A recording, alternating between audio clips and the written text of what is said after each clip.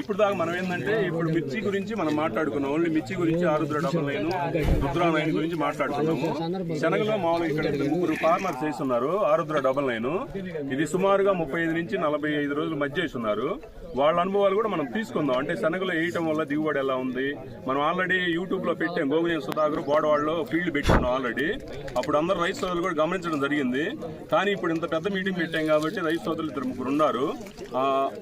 బెంగాలీ గ్రామంలో వాడింది ఎలా ఉంది ఏందనేది వాళ్ళ మాటల్లో చెప్తారు.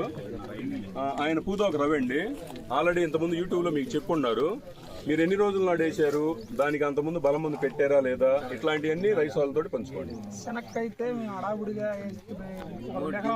అసలు బలం పెట్టకుండానే వేసామండి. వేస్తే బాగా కొద్దిగా పలసగా మలిచింది, బాగా వీక్ గా ఉంది. ఈ రుద్రానైన్ అనేది వేసిన తర్వాత ఆరుద్ర డబల్ లైన్ అనేది వేసిన తర్వాత చాలా పెరగటం గానీ, సైడ్ కొమ్మలు గానీ బాగా సాగి ఎకరానికి 12-13 క్వింటాల పంట వచ్చింది. దాంట్లో బలం పెట్టుకుని పెడితేనే వచ్చింది. కదం పొలం అనేది 10-11 అట్టు వచ్చింది. ఏది బలం పెట్టినా చాలా డిఫరెన్స్ కనపడుతుంది.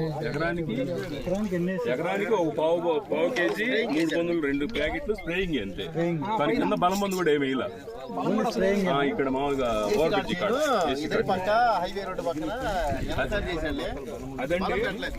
అదండి మామూలు పూదోక రవి గారు ఏం చెప్పారంటే, మామూలుగా కింద ఫర్టిలైజర్ ఏమీ లేదు, తనకు ఏదో కల్లానికి వదిలిపెట్టుకున్నాడు. ఆ ఎలవ ఉండటం వల్ల బలం మందు కూడా అయిపోటాన ఆ లాస్ట్ లో ఏదో ఎదబెట్టాడు, మిరవదాడు కల్లాలకని వదిలేసింది. అది తన మాటల్లో ఎన్ని క్వింటాలు అయినాయండి? అది 13 క్వింటాలు కాడికి అయినాయి. ఏది కింద ఫర్టిలైజర్ ఇవ్వలేదు. ఆ 3 పందులు 2 ఆరుద్ర డబల్ లైన్ 1 మాత్రమే తను వేసింది. అప్పుడు ఆల్రెడీ యూట్యూబ్ లో కూడా ఆల్రెడీ ఇంత ముందు చెప్పి ఉన్నారు. ఈ దిగుబడి అంశం గురించి నేను ఇప్పుడు తన గురించి ప్రస్తావించాను అనమాట. 13 క్వింటాలు అయినాయి అనమాట. నెక్స్ట్ వచ్చేసరికి శ్యామ్